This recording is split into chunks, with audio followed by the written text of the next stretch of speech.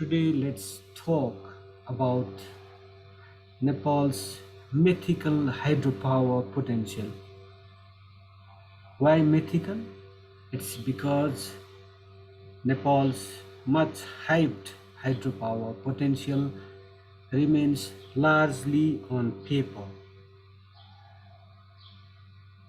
When it comes to the consumption of the green energy, that is hydroelectricity, as well as its production, Nepal lags far behind its neighbor India, so much so that it lags behind another neighbor, that is Bangladesh. There can be no comparison between Nepal and China when it comes to per capita power consumption.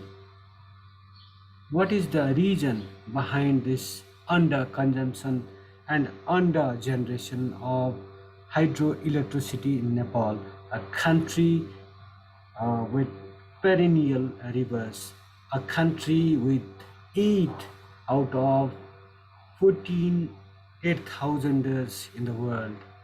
Why is it lagging behind in terms of hydropower generation as well as consumption? Today's soft talk presentation will try to seek answer to this question as part of its ongoing effort. Welcome to the program. By the way, today's presentation is based on the editorial published in Friday's edition of the Annapurna Express Daily. The presentation is titled Electrifying Nepal. Let's start with a question. What's stopping Nepal, a country with good hydropower potential, from going electric?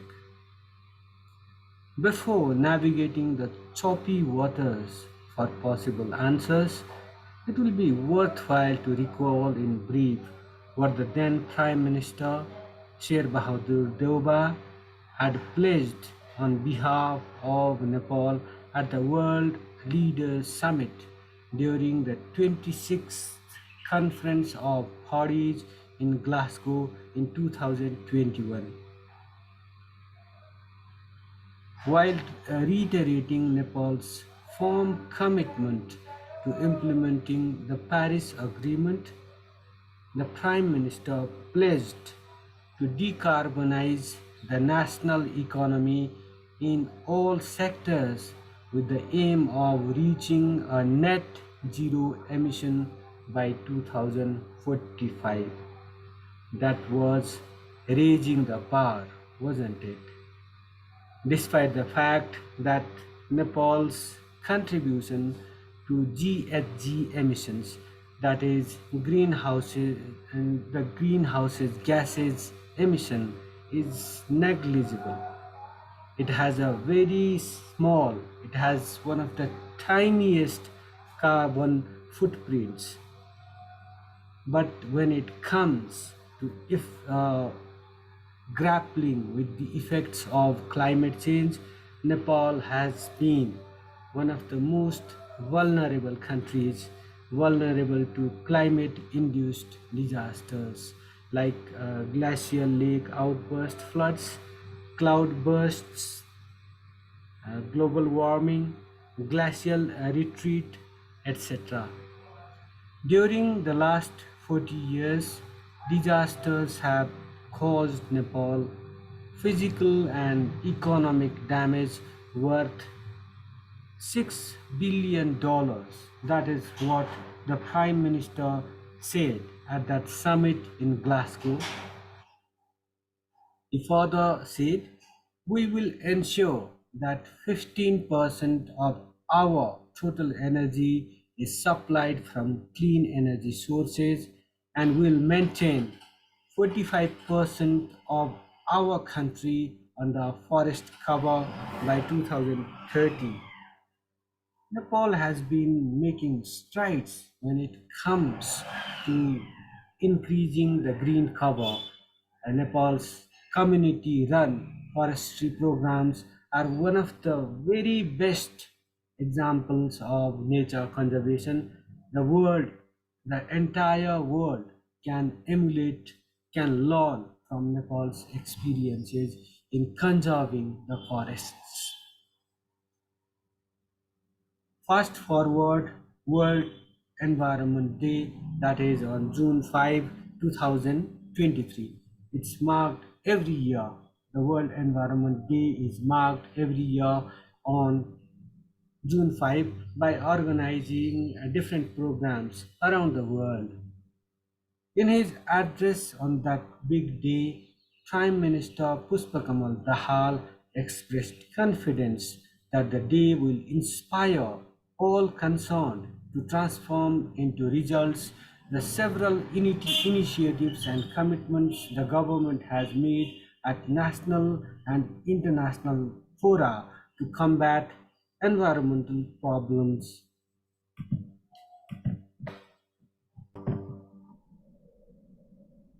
Speaking at the World Environment Day program on June 5, 2023, the Prime Minister made some more pledges.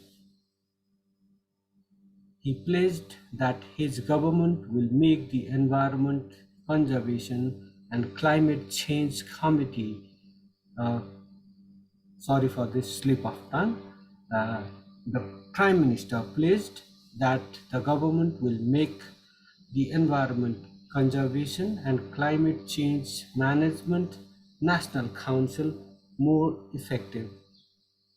When it comes to swearing by the green cause, successive governments in Nepal have not been lagging behind. But the status of implementation of their lofty promises, it leaves much to be desired. In this context, government promises to develop one more cross-border pipeline from Siliguri of Nepal, from Char Ali of India, that is West Bengal in India, to from Siliguri in India to Char Ali of Chhapa, that is the plan to develop one more cross-border petroleum pipeline between Nepal and India, extend the Motihari Amlekganj cross-border pipeline up to Lothar of Chitpan, and develop more pipelines for easing oil supply within the country. These measures are likely to result in increased consumption of fossil fuel instead of the green energy, that is hydroelectricity, taking a heavier toll on environmental well-being and public health, among other factors.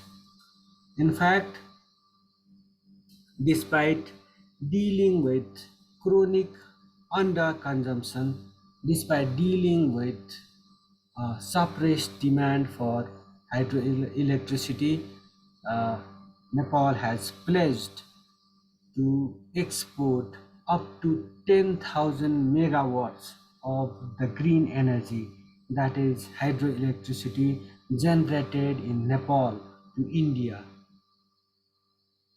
despite the fact that India's per capita energy consumption stands at 1255 megawatts against Nepal's paltry 300 megawatts.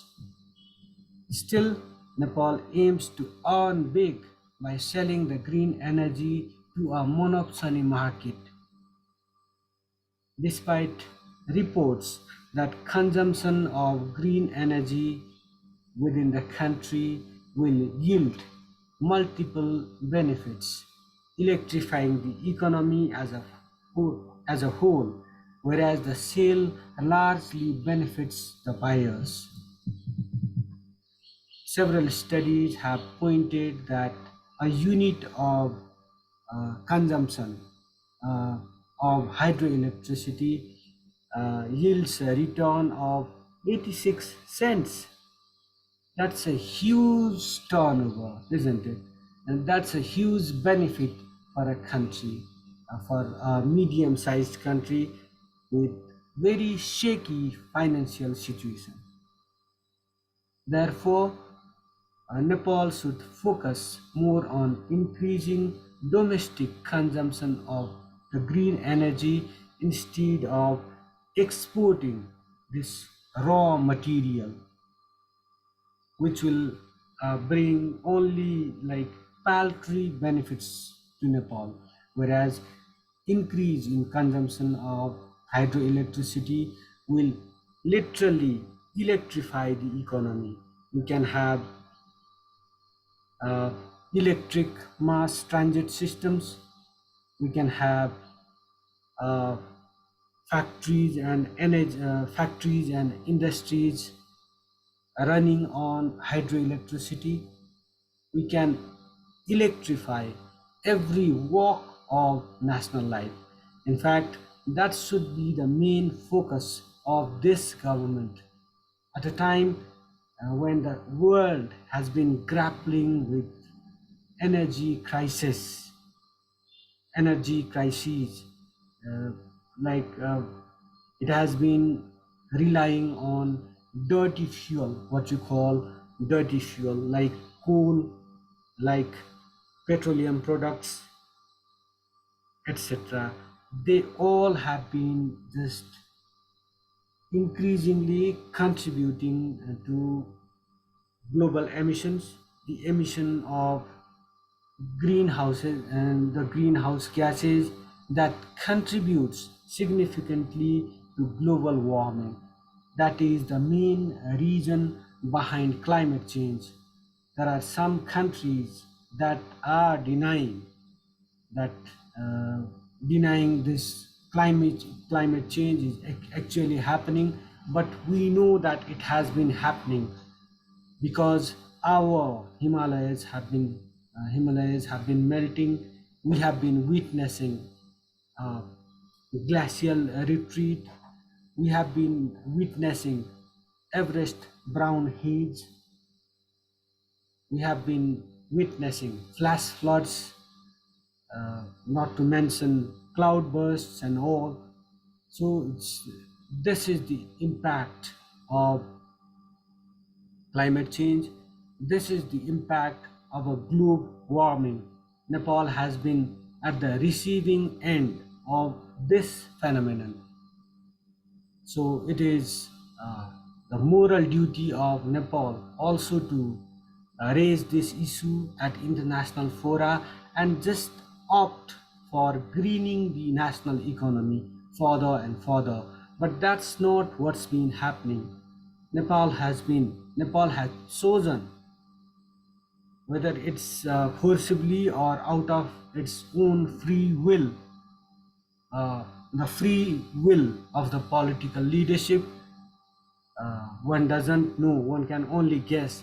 But Nepal has been consistently choosing to increase its reliance on dirty fuel, on petroleum imports to run a national economy, thereby adding to the tax burden of the taxpayer, which is already hard pressed.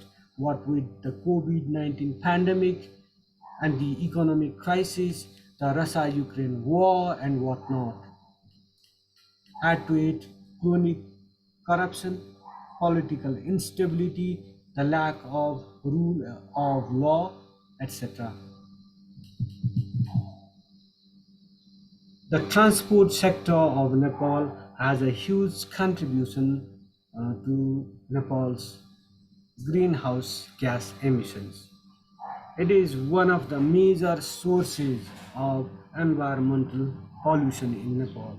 This transport sector that runs on the dirty fuel, diesel, petrol, etc., and gas also, the cooking gas.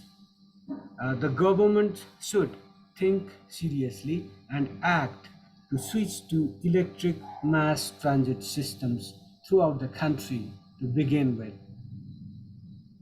Through policy interventions, it should create a conducive environment for the production of vehicles that run on electricity in Nepal itself.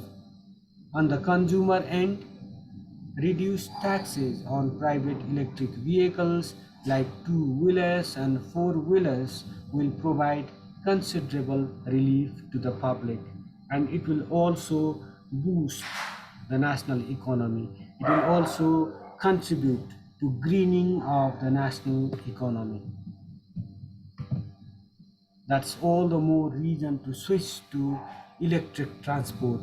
That's all the more reason to switch to the green energy as the source of primary fuel.